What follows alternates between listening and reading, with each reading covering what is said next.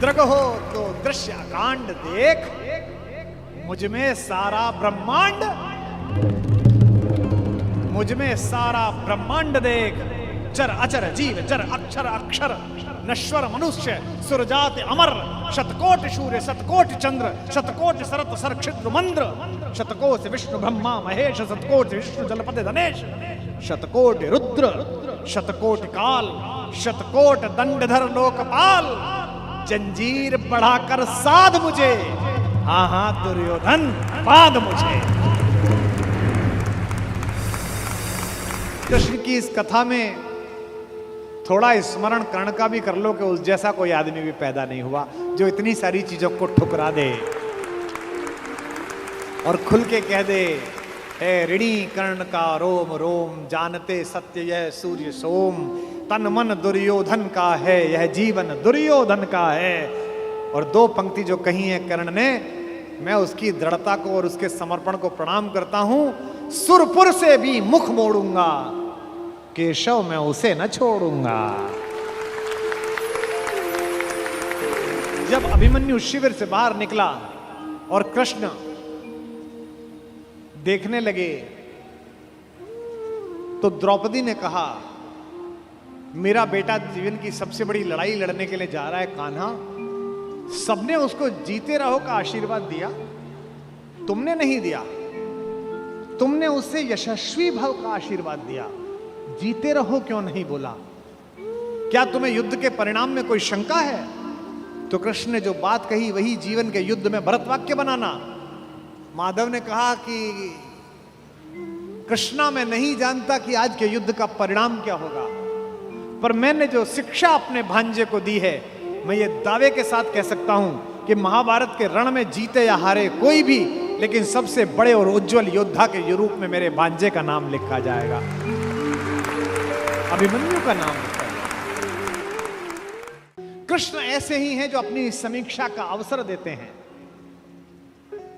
हस्तिनापुर के दरबार में खड़े हुए कृष्ण, जिनकी भगवत्ता के विषय में स्वयं जानते हैं द्रोणाचार्य, स्वयं जानते हैं पितामह भीष्म, स्वयं जानते हैं धृतराष्ट्र, उसके बाद भी वो भ्रम पैदा करते हैं कि मुझसे युद्ध किया जा सकता है, मुझे बांध सकता है, क्योंकि दुर्योधन को वह दुर्बुद्धि का संकेत देने की क्रिया भी भगवान की है। आप सब जानते हैं कि बचपन में एक बार कृष्णा अर्थात द्रौपदी अर्थात यज्ञसेनी, जो यज्ञ की अग्नि से निकली थी, जिसके शरीर में सुगंध आती थी, भारतीय स्त्रियों के इतिहास की सबसे दीपित चरित्र है द्रौपदी। इस देश को इस समय अबलाओं की आवश्यकता नहीं है। अपने केशों पर अगर कोई निर्लज्ज हाथ डाल दे तो उसकी छाती फाड़ देने का साहस पैदा करने वाली द्रौपदियों की आवश्यकता है। भगवान यूं तो शांति लेने के लिए गए थे। जब खाना खाने लगे और पांडवों ने कहा, युधिष्ठिर ने विशेष रूप से कहा, माधव मैं युद्ध नहीं चाहता, आप जाना और कहना बस 5 गांव हमें दे दें, हम 5 भाइयों को हम काम चला लेंगे। माधव ने कहा, बड़े भैया जो आपने कहा है वही होगा। लेकिन माधव तो युद्ध ही चाहते थे। माधव चाहते थे कि एक बार निरंकुश शासकों के छोटे छोटे राज्य विगलित हों और एक अखंड विश्व में अखंड भारत का निर्माण हो, भारत की एक अखंड श्रृंखला का निर्माण हो। शांति ऐसे नहीं आती। शांति नहीं तब तक जब तक सुख भाग न नर का सम हो, नहीं किसी को बहुत अधिक हो, नहीं किसी को कम हो। ये कहा अर्जुन ने, लेकिन युधिष्ठिर ने नहीं मानी, बड़े भैया ने नहीं मानी। ये जो बड़े भैया लोग होते हैं बड़े शांतिपूर्ण होते हैं। शांति शांति शांति। हर घर में कुछ युधिष्ठिरों की आवश्यकता भी है, लेकिन हर घर में ऐसे लोगों की आवश्यकता है कि अगर कोई निर्लज्ज कुलवधू के आंचल पर हाथ डालने की कोशिश करे तो वो बिना बड़े भैया से पूछे अपना गांडीव उठा ले और अपनी गदा उठा ले। ऐसे लोगों की आवश्यकता है। और समय पर ये गांडीव और गदा नहीं उठे तो मान लेना कि समाज में महाभारत प्रतीक्षा कर रहा है। पृथ्वी लाशों से पटेगी, कोई नहीं रोक सकता। शांति लेने के लिए गए। कृष्णा ने भोजन कराया, द्रौपदी ने भोजन कराया। भोजन कराने के बाद निर्वासन की कुटिया से कृष्णा बाहर आई और हाथ धुलाने लगी माधव के। तो उसने कान्हा से पूछा कि कान्हा, याद है तुम गर्मी की छुट्टी में हमारे घर आए थे? कृष्ण ने कहा, याद है कृष्णा, तुम मुझसे चौसर में हार गए थे। कृष्ण ने कहा, याद है कृष्णा, मैंने तुमसे कहा था कि मैं इस हार का कुछ लूंगी, जिसे कहते हैं ना O2 अंग्रेजी में, I O2। तो द्रौपदी ने कहा, कृष्णा ने कहा, यू O to me, तुम्हारा मुझ पर उधार है, एक वादा उधार है, एक कसम उधार है, एक शपथ उधार है। और वादा कैसे तोड़ देते, वचन को कैसे भंग कर देते कृष्ण? क्योंकि मैंने पहले भी बताया था, कृष्ण कुछ अलग नहीं है। कृष्ण भी तो उसी खानदान का कंटिन्यूएशन है जो ये कहता है कि रघुकुल रीति सदा चली आई, प्राण जाई पर वचन न जाई। भी तो वही है, बस सूर्य से चंद्र में आए हैं, इतना ही तो हुआ है। मुस्कुराते हुए कृष्ण ने कहा, मांग क्यों मांगती है, आज क्यों मांगती है? बोले, यही समय है। हस्तिनापुर क्यों जा रहे हो? कृष्ण ने कहा, अरे अंदर बात नहीं सुनी, बड़े भैया कह रहे थे शांति लेने जा रहा हूं, जाओ शांति लेके आओ। द्रौपदी ने कहा, तुम्हें उस हारी हुई बाजी की शपथ देती हूं, युद्ध लेकर लौटना। यह तो कृष्ण को पता ही था कि युद्ध मिलेगा, लेकिन शठ को, मूढ़ को, दुष्ट को अंतिम समय तक समझाना आवश्यक है, ताकि विश्व भर को, समाज को संदेश जा सके कि यह तो पिटने का ही अधिकारी था। किसी मूर्ख को, किसी जड़ को, किसी पापी को, लगातार बदतमीजी करने वाले किसी व्यक्ति को आपको पता हो और आप सड़क पर पीट दो तो 4 लोग उसके समर्थन में खड़े हो जाएंगे, क्यों इस भले आदमी को मार रहे हो? लेकिन वो लगातार बदतमीजी गली में करे, मोहल्ले में लगातार गुंडई करे, उससे पूरा मोहल्ला परेशान हो, और एक दिन कोई लड़का जिसकी जवानी ठीक से फूटी हो, वो पकड़ के उसे थपड़िया दे और छाती पे घुटना रख के बैठ जाए, तो लोग कहेंगे सही पिटाई हुई इसकी, ऐसी योग्य था। दुर्योधन पिटना है, दुर्योधन की मृत्यु तय है, ये तो तय है। लेकिन कृष्ण जगत को भी बताना चाहते थे। महाकवि दिनकर कहते हैं, वर्षों तक वन में घूम घूम, बाधा विघ्नों को चूम चूम, सह धूप घाम पानी पत्थर, पांडव आए कुछ और निखर, सौभाग्य न सब दिन सोता है, देखें आगे कब हो। मैत्री की राह बताने को, दुर्योधन को समझाने को, सबको सुमार्ग पर लाने को, भीषण विध्वंस बचाने को भगवान हस्तिनापुर आए, पांडव का संदेशा लाए। 2 न्याय अगर तो आधा दो, 2 न्याय अगर तो आधा दो, पर इसमें भी यदि बाधा हो तो दे दो केवल 5 गांव, रखो अपनी धरती तमाम, हम वही खुशी से खाएंगे, परिजन पर आसी न उठाएंगे। दुर्योधन वह भी दे न सका, आशीष समाज की ले न सका, उल्टे हरि को बांधने चला, जो था असाध्य साधने चला। जब नाश मनुज पर छाता है, पहले विवेक मर जाता है।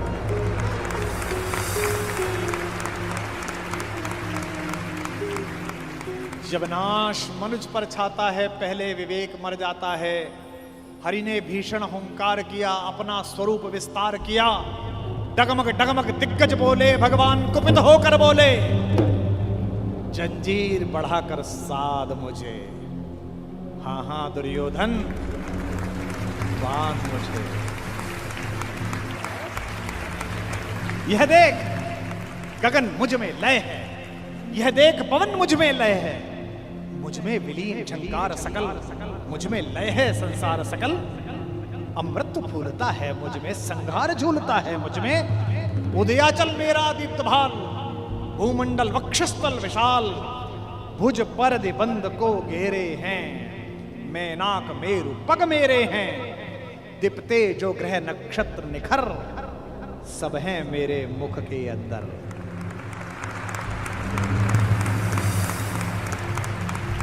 दृग हो तो दृश्य कांड देख, मुझ में सारा ब्रह्मांड, मुझ में सारा ब्रह्मांड देख, चर अचर जीव जर अक्षर अक्षर, नश्वर मनुष्य सुरजात अमर, शतकोट सूर्य शतकोट चंद्र, शतकोट सरत सरक्षिद्र मंद्र, शतकोट विष्णु ब्रह्मा महेश, शतकोट विष्णु जलपति धनेश, शतकोट रुद्र शतकोट काल, शतकोट दंडधर लोकपाल, जंजीर बढ़ाकर साध मुझे, हाँ हाँ दुर्योधन, बांध मुझे।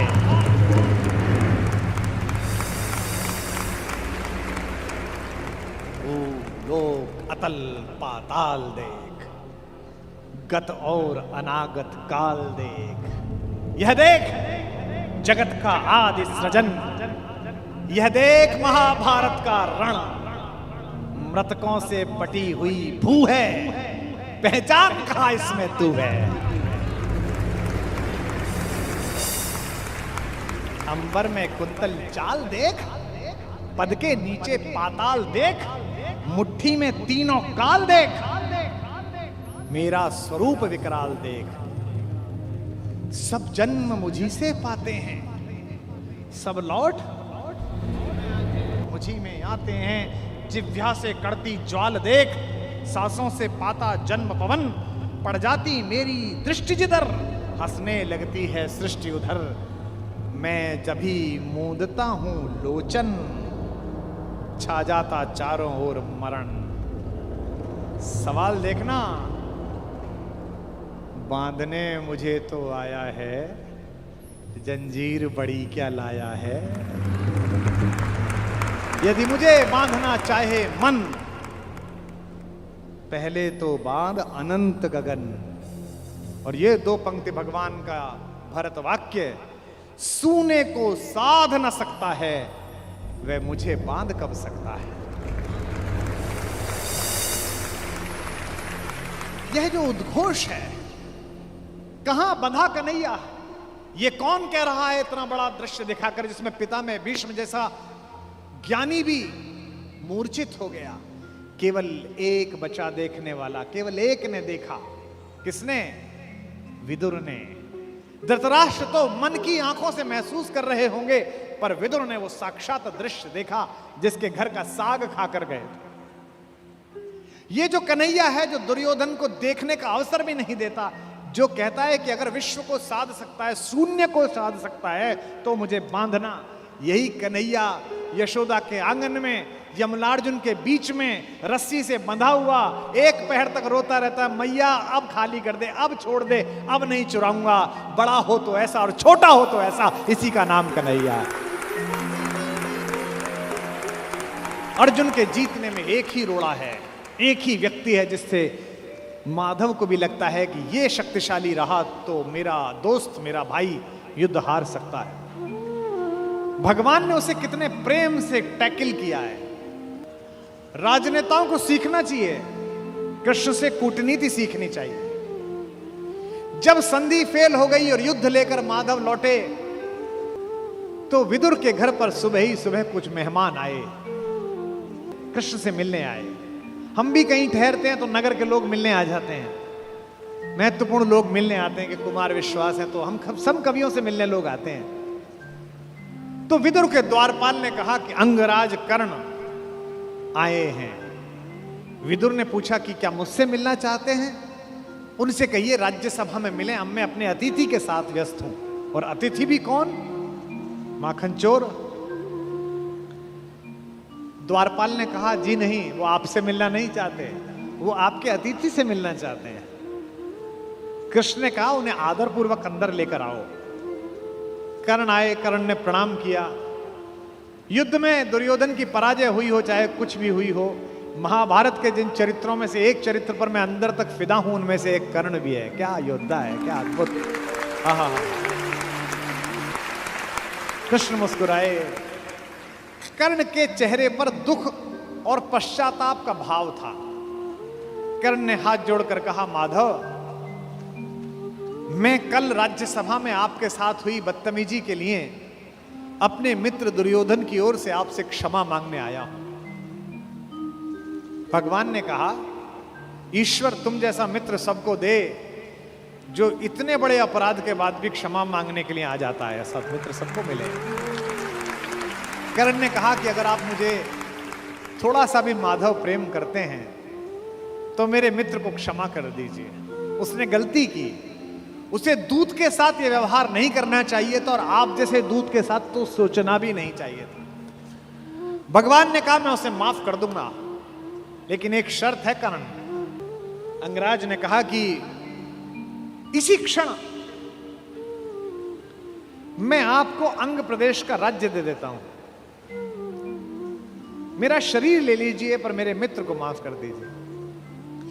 कृष्ण ने कहा, शरीर देने की इतनी उतावली में मत आओ अंगराज, समय तय हो चुका है, सबको देना पड़ेगा, तुमको भी देना पड़ेगा। अच्छा तय है, कर सकते हो तो इतना करो, अब मैं वापस पांडवों के पास जा रहा हूं, हस्तिनापुर की सीमा तक मुझे छोड़ के आओ। उसने कहा, इससे बड़ा सौभाग्य का होगा कि मैं आपको छोड़ने चलूं? आइए मेरे रथ में बैठिए। कृष्ण ने कहा कि ठीक है, मैं तुम्हारे रथ में बैठ जाता हूं। आपकी कार में कोई बहुत बड़ा आदमी बैठने लगे तो कभी भी ड्राइवर से गाड़ी मत चलवाना। ड्राइवर से कहना, तू नीचे उतर, सवार बहुत बड़ा है, अब ड्राइव मैं करूंगा, गाड़ी खुद चलाना सवार। कर्ण ने अपने चालक से कहा कि नीचे उतर, इस रथ पर त्रैलोक्य का स्वामी बैठने वाला है, ड्राइव मैं करूंगा। और कर्ण तो ड्राइवर का ही लड़का है, सूत पुत्र है, उसको तो आता ही है रथ चलाना, वो रथ चालक का बेटा है। कर्ण रथ चलाने लगा, भगवान पीछे से उतरकर कर्ण के पास आकर बैठ गए और थोड़ी देर बाद उसका रथ छोड़कर उसे अपने रथ पर बिठा लिया, वहां भी वही रथ चलाने लगा। अब भगवान ने उससे बातचीत शुरू की। देखिए कितने बड़े कूटनीतिज्ञ हैं ये कन्हैया, दिखते भोले हैं लेकिन परम चालू। इनको पता था कि एक ये आदमी है जो फजीता करेगा, इसका मनोबल तोड़ो। पहली बार कर्ण को यह पता चला जो भेद उन्होंने बताया। हरि बड़े प्रेम से कर धर कर ले चढ़े उसे अपने रथ पर। रथ चला परस्पर बात चली, शमदम की टेढ़ी घात चली। शीतल हो हरि ने कहा हाय, अब शेष नहीं कोई उपाय। कर्ण अब कुछ बचा नहीं, हो विवश हमें धनु धरना है, अब तो हमें यह धनुष उठाना पड़ेगा, क्षत्रिय समूह को मरना है। मैंने कितना कुछ कहा नहीं, विषबाण कहां तक सहा नहीं, पर दुर्योधन मतवाला है, कुछ नहीं समझने वाला है। चाहिए उसे बस रण केवल, सारी धरती की मरण केवल। ये जो अहंकार है कि मैं कुछ नहीं दूंगा, क्या बोला दुर्योधन 5 गांव माने पे? सूच्यग्रम नैव दास्यामि बुना युद्धे न केशवः। हे केशव, तुम 5 गांव मांगते हो, मैं सुई की नोक के बराबर भी जमीन नहीं दूंगा। हे वीर तुम ही बोलो अकाम। बिना पार्शल हुए बोलना। कर्ण से पूछ रहे हैं, क्या वस्तु बड़ी थी 5 ग्राम? 5 गांव ही तो मांगे थे, वह भी कौरव को भारी है, मत गई मूढ़ की मारी है। दुर्योधन को बोधूं कैसे, इस रण को अवरोधूं कैसे? सोचो क्या दृश्य विकट होगा रण में जब काल प्रकट होगा। बाहर शोणित की तप्त धार, भीतर विधवाओं की पुकार। निशस्त्र विशस्त्र बिल्लाएंगे, बच्चे अनाथ हो जाएंगे। चिंता में क्या और करूं, शांति को छिपा किस ओट धरूं। सब राह बंद मेरे जाने, अब पासा फेंका। पहले तो माहौल बनाया कि तुम सब मरोगे बेटा, तू भी मरेगा और तेरा यार भी। एक तरीका है बचने का, सब राह बंद मेरे जाने। हां एक बात है, यदि तू माने, देखो कैसे फुसला रहे हैं, तो शांति नहीं जल सकती है, समरागनी अभी टल सकती है। पा तुझे धन्य है दुर्योधन, तू एकमात्र उसका जीवन।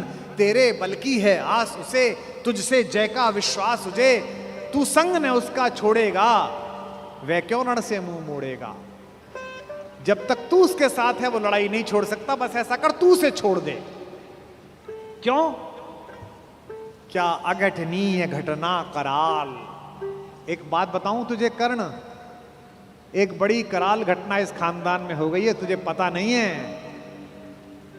तू प्रता कुक्षिका, प्रथा मतलब कुंती, तू कुंती कोख का प्रथम लाल। तू कुंती का पहला बेटा है। ये पहली बार कर्ण को स्वयं भगवान श्री कृष्ण ने बताया है, सबसे पहली बार। अच्छा, ये बात पहले भी बता सकते थे कभी, कर्ण तो रोज मिलता था। जब 14 साल का वनवास था तब बता देते। नहीं, अगर तुरुप का इक्का आ जाए तो शुरू में मत फेंको, बचा के रखो, फाइनल टेबल पे काम आएगा। अब कर्ण को बता रहे हैं कि तू तो कुंती का लड़का है, पनसूत अनादर सहता है, कौरव के दल में रहता है, किस्मत के फेरे में पड़कर का प्रेम सदा बसा दुश्मन के घर, निज बंधु मानता है पर को कहता है शत्रु सहोदर को। पर इसमें दोष न तेरा है, तेरा कोई दोष नहीं है। अब कहा मान इतना मेरा, अब इतनी मान, चल होकर संग अभी मेरे जहां 5 भ्राता तेरे। कहते हैं एक काम कर, अब मेरे रथ पे से उतरी मत, अब मैं हाँक रहा हूं और सीधा वहीं जाकर रुकेगा जहां तेरे 5 भाई हैं।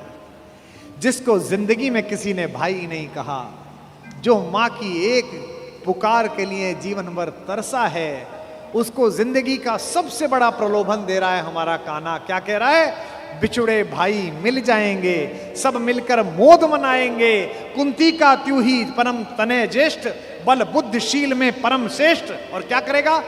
पद त्राण भीम पहनाएगा, भीम तेरे को चप्पल पहनाएगा। कैसे कैसे लालच है, कैबिनेट मिलेगी,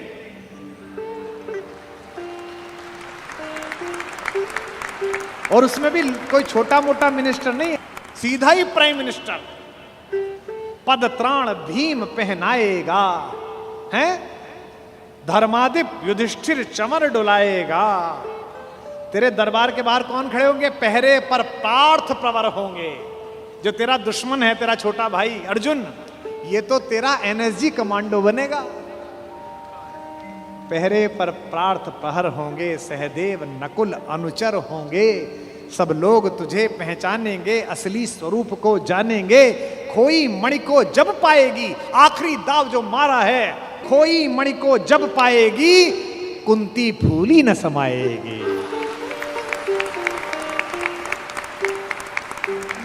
क्या लालच है, क्या लालच है! आहा हा हा। कुरुराज स्वयं झुक जाएगा, संसार बड़े सुख में होगा, कोई न कहीं दुख में होगा।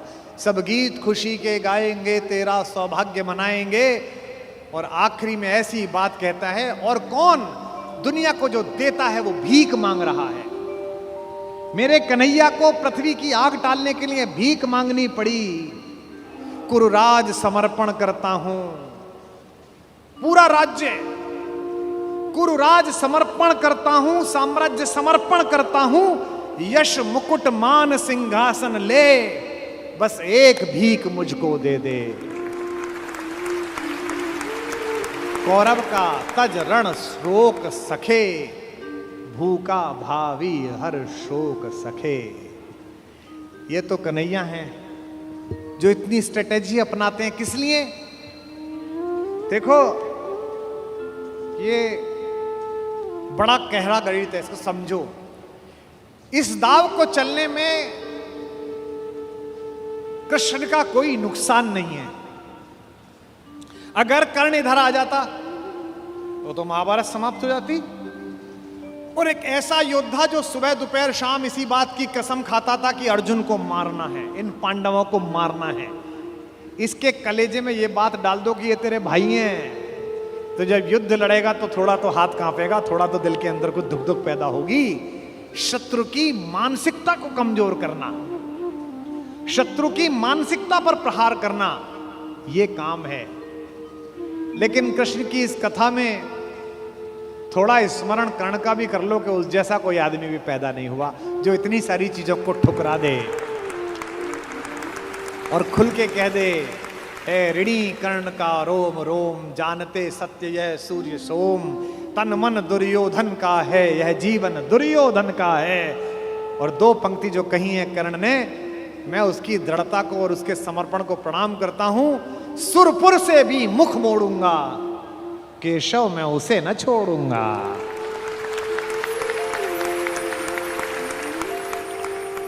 ये जो चरित्र है कृष्ण का योजना बनाने का, पहले कुंती को भेजा, जाओ बता के आओ कि तुम उसकी मां हो। मां ने कहा कि तू वापस आ जा। तो उसने एक वरदान दिया मां को। मां ने कहा, अभिलाष लिए तो बहुत बड़ी आई थी, पर आस नहीं अपने बल्कि लाई थी। था एक भरोसा यही कि तू दानी है, अपनी अमोघ करुणा का बड़ा अभिमानी है। उसने भी कहा, मां मैं तुझे वचन देता हूं कि तेरे 5 बेटे जीवित रहेंगे।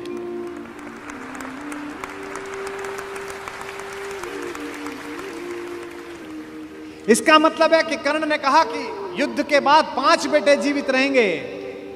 अर्जुन के अलावा किसी पर हथियार नहीं उठाऊंगा। अर्जुन मिलेगा तो छोड़ूंगा नहीं। अर्जुन मर गया तो युद्ध समाप्त करवा दूंगा, तब भी तेरे 5 बेटे जिंदा रहेंगे। खुलकर कहूंगा ये मेरी मां है। और अगर अर्जुन का दाव चल गया मां, तो तुझे पता और मुझे पता कि हम मां बेटे हैं, तेरे 5 बेटे जिंदा रहेंगे। जा मां, मैं तुझे वरदान देता हूं। तू दान दान रही किंतु क्यों माता, पुत्र ही रहेगा सदा जगत में दाता। मैं ही देता रहूंगा। दुनिया तो उससे सदा सभी कुछ लेगी, पर क्या माता भी उसे कभी कुछ देगी। मैं एक कर्ण अतएव मांग लेता हूं, बदले में तुझको 4 कर्ण देता हूं। छोड़ूंगा मैं तो कभी नहीं अर्जुन को, तोड़ूंगा कैसे स्वयं पुरातन प्रण को। पर अन्य पांडवों पर मैं कृपा करूंगा, पाकर भी उनका जीवन नहीं हरूंगा। और जिन्होंने महाभारत पढ़ी है उन्हें पता है कि जब कर्ण सेनापति बना, उस दिन उसने 4 पांडवों को 5 बार पकड़ के छोड़ दिया। भीम तो उसके रथ के आगे आके नृत्य करने लगा, गुस्से में रोता हुआ कि मुझे अपमानित करके छोड़ता है, मैं क्षत्रिय हूं, मेरा वध कर, मुझे मार दे। और गालियां बकने लगा, तू सूत का पुत्र है, तुझे क्या पता कैसे लड़ा जाता है। भीम के रथ को तोड़ दिया अपने तीरों से कर्ण ने। उसी कर्ण को इन्होंने, जो पीछे खड़े मुस्कुरा रहे हैं, बिना शस्त्र के मरवा दिया। उसके हाथ में कोई धनुष नहीं और मरवा दिया। अर्जुन से कहा, मार, अभी मार। आपको लग सकता है कि ऐसा क्यों हो गया। यही कृष्ण हैं जो कूटनीति को इस प्रकार नियोजित करते हैं कि उसका तर्क भी साथ साथ देते हैं। रश्मिरथी में मेरे पिता में, मेरे बाबा, हमारे खानदान के बड़े दिनकर कहते हैं कि विपद में कर्ण को यो ग्रस्त पाकर, सराशनहीन अस्तव्यस्त पाकर, जगाकर पार्थ को भगवान बोले, खड़ा क्या देखता है मौन भोले। सराशन तान, बस यही अवसर, यही है तान, मार इसको, घड़ी फिर और मिलने की नहीं है। विषख कोई बाण, बाण कोई गले के पार कर दे, अभी ही शत्रु का संहार कर दे। क्या कह रहे हैं कृष्ण, सोचो क्या कह रहे हैं। धर्म की धुरी लाने वाले, जिन्होंने पैदा होने से पहले यह कहा था कि भैया जब जब धर्म की हानि होगी तब तब मैं आऊंगा। यदा यदा ही धर्मस्य ग्लानिर्भवति भारत अभ्युत्थानम अधर्मस्य तदात्मानम सृजाम्य। हम धर्म की स्थापना के लिए आए हैं और निहत्ते को कह रहे हैं मार मार मार। ये क्या है, ये अधर्म है कि धर्म है। अब मैं तर्क दे रहा हूं कृष्ण की ओर से, जो कृष्ण ने उस समय तर्क दिए होंगे। कहते हैं, श्रवण कर विश्व गुरु की देशना यह, विजय के हेतु आतुर ऐषणा यह। सहम उठा जरा कुछ पार्थ कामन, विनय में ही मगर बोला अकिंचन। नरोचित किंतु क्या यह कर्म होगा, मलिन इससे नहीं क्या धर्म होगा। हंसे केशव वृथा हट ठानता है, अभी तू धर्म को क्या जानता है। कहूं जो पाल उसको धर्म है ये, मैं जो कह रहा हूं वो कर। हनन कर शत्रु का सत्कर्म है ये। क्रिया को छोड़ चिंतन में फंसेगा, उलटकर काल तुझको ही घसेगा। ये जो हमको सिखाते हैं कि हम दूसरे की सीमाओं का अतिक्रमण करके घर में जाके ना मार के आए, इनको पूछो कि जिस समय हिंदुस्तान के चौराहों पर बम फटते थे, इनको पूछो कि जम्मू कश्मीर में जाते हुए हमारे सीआरपीएफ के जवानों के मुंह पर मतदान के समय जाते हुए ये लफंगे चांटे मारते थे। इनको पूछो कि पड़ोसी के भीख मिले हथियारों से हिंदुस्तान की मां बेटियों को आतंकित करने वाले और केसर की क्यारी में बारूद भरने वालों को सीमा के अंदर पार घुस के मारा जाए कि ना मारा जाए। देश का एक एक बच्चा कहेगा कि मारा जाए। नहीं जब पार्थ को देखा सुधरते, हृदय में धर्म का टुक ध्यान धरते, समय के योग्य धीरज को संजोकर कहा राधे ने गंभीर होकर। अब कर्ण बोला, हर पापी, हर अनाचारी, हर दुष्ट जिसने दुष्टता में साथ दिया है वो ज्ञान देने लगता है। भूल गया अर्जुन के कौन ज्ञान दे रहा है। अर्जुन के अंदर भक्ति, मनुष्यता, भावना सब पैदा हो गई। नरोचित धर्म का कुछ काम तो लो, बहुत खेले जरा विश्राम तो लो। फंसे रथ चक्र को जब तक निकालूं, धनुष धारण करूं, प्रहरण संभालूं। रुको तब तक चलाना बाण फिर तुम, हरण करना कर सको यदि प्राण तुम। नहीं अर्जुन शरण में मांगता हूं, समर्थित धर्म से रण मांगता हूं। कर्ण कहता है कि धर्म से युद्ध करो। कृष्ण मुस्कुराए कि बेटा अब फंसा के, अब मैं तुझे धर्म समझाता हूं, है ना। उपस्थित देख हो न्यायार्थ हरि को, निहारा पार्थ ने हो खिन्न हरि को। अर्जुन का तो सॉफ्टवेयर हैंग हो गया। इसे मारूं कि ये जो कह रहा है धर्म वो पालूं। और जब सॉफ्टवेयर हैंग हो जाए तो क्या करना चाहिए? जब तुझसे ना सुलझे तेरे उलझे हुए धंधे, भगवान के इंसाफ पर सब छोड़ दे बंदे। खुद ही तेरी मुश्किल को वो आसान करेगा, जो तू नहीं कर पाया वो भगवान करेगा। उपस्थित देख यो न्यायार्थ हरि को, निहारा पार्थ ने हो खिन्न हरि को। मगर भगवान किंचित भी न डोले। अभी तक तो हंस रहे थे, मुस्कुरा रहे थे, करते मार। जैसे ही कर्ण ने धर्म बोला, भगवान के अंदर से आग निकली। कुपित हो वज्र सी यह बात बोले, प्रलापी ओ उजागर धर्म वाले, बड़ी निष्ठा बड़े सत्कर्म वाले। मरा अन्याय से अभिमन्यु जिस दिन, कहां पर सो रहा था धर्म उस दिन।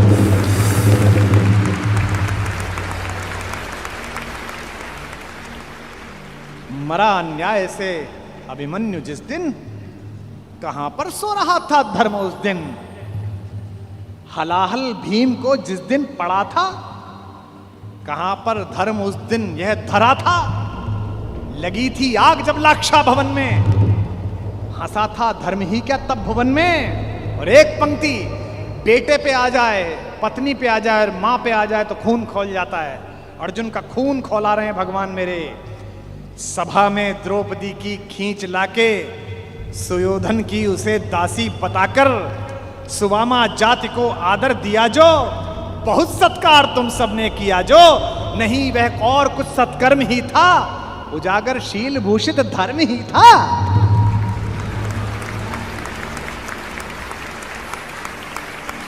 जिस दिन एक रजस्वला बेबस महिला को बाल से खींचकर तेरे दोस्त का नीच छोटा भाई लाया था, और तेरे उस तथाकथित मित्र ने अपनी जंघा पर हाथ मारा था कि यहां बैठेगी, उसी दिन तय हो गया था कि इस जंघा पर धर्म युद्ध के खिलाफ चोट पड़ेगी।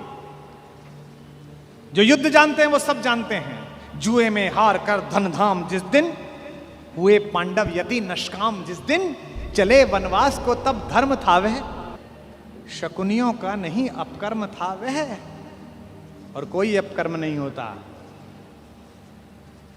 कटी से नीचे प्रहार करना अधर्म है, लेकिन दुर्योधन की जंगा तोड़ी भीम ने, कोई नहीं। ये जो रणनीतिकार कृष्ण है। खांडव दहन हुआ, आप सबको पता है, आग लग गई, आग बुझी नहीं, इंद्र से भी नहीं बुझी। तो इंद्र ने अपने बेटे से कहा, अर्जुन से कहा कि भाई बुझा। सर्पों ने कहा कि बुझा। अर्जुन ने बादलों में तीर मारा और बादल बरसे। जब पुरुषार्थ आ जाता है तो तीर आदमी ऐसे ही मारता है, कभी बादल में मारता है, कभी जमीन में मारता है। पिता में भीष्म जब पड़े हुए थे शरशैया पर, उनके मुंह से निकला पानी, कोई सोने के मटका लाया, कोई चांदी के मटके लाए। उन्हें अर्जुन की तरफ देखा कि पड़पोते पानी। अर्जुन ने तीर मारा पृथ्वी पे। कुरुक्षेत्र चले जाइए, आज भी आपको मिल जाएगी वो नदी जहां जमीन का स्तर तक, वहां तक तीर गया। और साइंस देखिए तीर की, ड्रिलिंग देखिए कि उतनी ही तेजी से गया और धार उतनी ही आई जो पिता में भीष्म के होठों तक आई। आज भी अर्जुन के तीर से निकली हुई इस नदी को हमारे उत्तर भारत में बाण गंगा कहा जाता है। कभी दर्शन करके आइए उस नदी। महाभारत में जब जब पढ़ता हूं, युद्ध का एक एक दिन बढ़ता चला जाता है और मुझे कृष्ण के ऊपर बेचैनी प्रारंभ हो जाती है। मुझे लगता है अब तो कूदो, अब तो करो, अब तो कुछ करो। वो कुछ भी हो जाने देते हैं। जब नारायण श्रीहरि ऊपर से नीचे चले, राम के अवतार के बाद मर्यादा पुरुषोत्तम बड़े ठाकुर के अयोध्या से विदा होकर साकेत पहुंचने के बाद ये योजना बनी कि अब छोटे ठाकुर को नीचे भेजा जाए, तो सारे देवी देवता, सारे नक्षत्र भी पृथ्वी पर चलने के लिए आतुर हुए। सदा ऐसा होता है। शेषनाग आ गए थे लक्ष्मण के रूप में, सब लोग नीचे आई जाते हैं। सूर्य भी तैयार हो गया, इंद्र भी तैयार हो गए, सबने अपने अपने अंश भेजे पृथ्वी पर। इंद्र का अंश कौन है? अर्जुन है। सूर्य का अंश कौन है? कर्ण है। एक देवता ऐसा था जिसने कहा जी मैं तो जा नहीं रहा, तो भगवान ने कहा अपने लड़के को भेज दे। उसने कहा मेरे को तो अपने लड़के से बहुत प्यार है, मैं तो भेजूंगा नहीं, और मैं इतने दिन दूर कैसे रहूंगा, मेरा बेटा तो इतना सुंदर है। वो देवता था चंद्रमा। इस चंद्रमा को शुरू से ही शिकायत रहती है। अच्छा, भगवान का तो वंश था। भगवान ने कहा कि अजीब आदमी है तू, हमारे ही घर के लोग नहीं जाएंगे तो दुनिया क्या कहेगी। सूर्य अपना अंश भेज रहे हैं कर्ण के रूप में, इंद्र अपना बेटा भेज रहा है, अंजनी कुमार अपने दोनों बच्चे भेज रहे हैं नकुल सहदेव के रूप में, धर्मराज स्वयं उपस्थित हो रहे हैं युधिष्ठिर के रूप में, और तू नहीं चलेगा, ना तेरा लड़का चलेगा। उसने कहा कि कन्हैया एक काम कर लो, लड़का ले जाओ मेरा।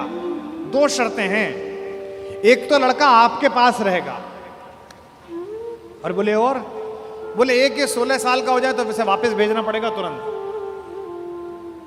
चंद्रमा का वो पुत्र क्या बन के आया? कृष्ण का प्राणों से प्रिय भांजा अभिमन्यु बनकर उपस्थित हुआ।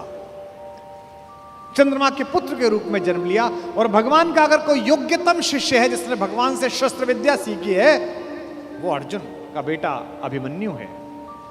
अपने पिता की तेजस्विता से भी वो आगे है।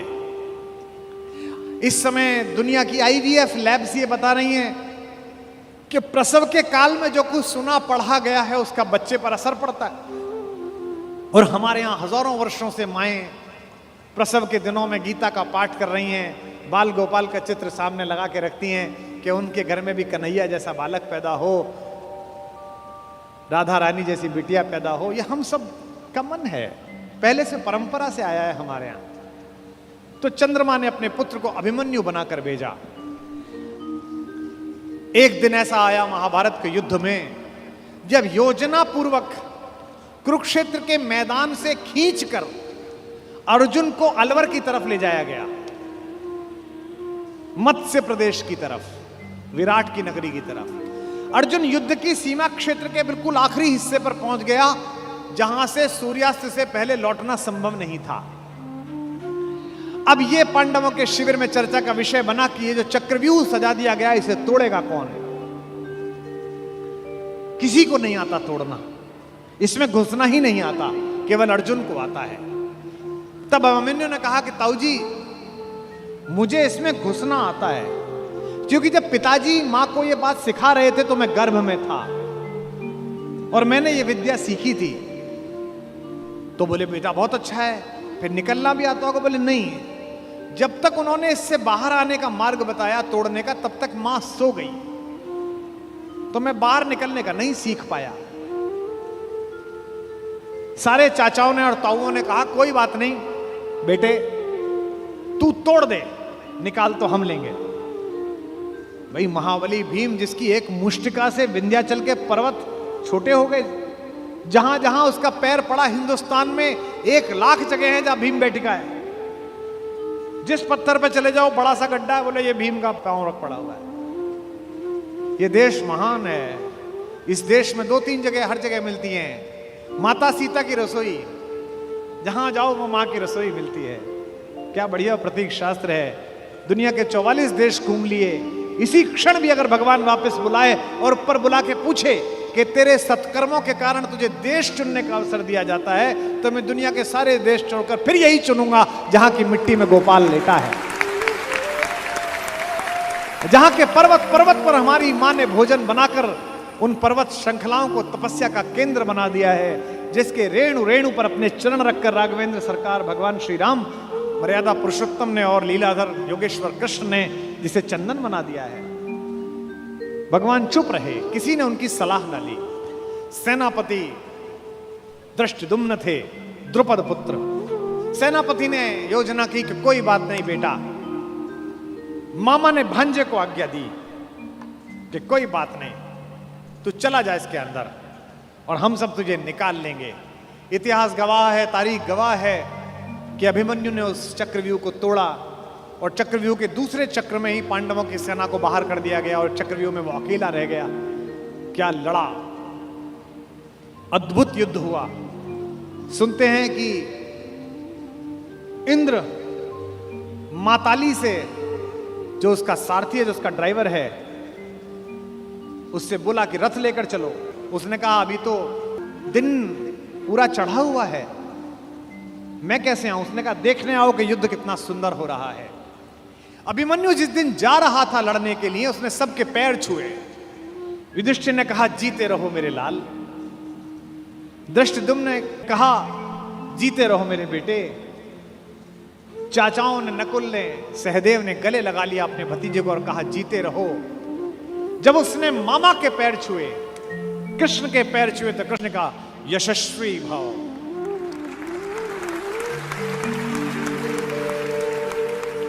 जब अभिमन्यु शिविर से बाहर निकला और कृष्ण देखने लगे, तो द्रौपदी ने कहा मेरा बेटा जीवन की सबसे बड़ी लड़ाई लड़ने के लिए जा रहा है कान्हा, सबने उसको जीते रहो का आशीर्वाद दिया, तुमने नहीं दिया। तुमने उसे यशस्वी भव का आशीर्वाद दिया, जीते रहो क्यों नहीं बोला? क्या तुम्हें युद्ध के परिणाम में कोई शंका है?